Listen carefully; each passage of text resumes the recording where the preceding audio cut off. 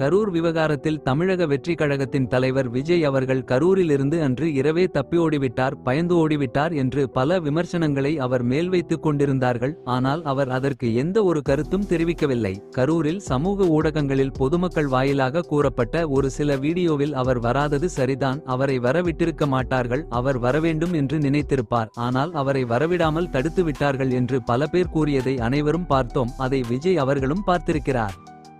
அதனால்தான் அவர் முதல் வீடியோவில் கூறும்போது அங்கே பேசும் மக்கள் கடவுள் இறங்கி வந்து சொல்வது போல எனக்கு தெரிந்தது என்று அதற்கு பின்னால் வந்த வீடியோவில் தெரிவித்தார். அது ஏன் என்று இன்றைக்கு புரிகிறது. உச்ச நீதிமன்றத்தில் தமிழக வெற்றி கழகத்தின் சார்பாக வாதாடிய வழக்கறிஞர்கள் அவர் இரவு கரூரில் உள்ள மருத்துவமனைக்கு செல்ல வேண்டும் என்று கூறியிருக்கிறார். அங்கு இருந்த அரசு அதிகாரிகள், காவல்துறை அதிகாரிகள் எந்தவித சட்ட ஒழுங்கு பிரச்சனையும் அசம்பாவிதமும் ஏற்படக்கூடாது, நீங்கள் இங்கிருந்து கிளம்பி விடுங்கள் என்று அவர்கள்தான் கூறினார்கள் என்று உச்ச நீதிமன்றத்தில் விஜய் அவர்களின் தரப்பின் வாதத்தை எடுத்து வைத்தார்கள்.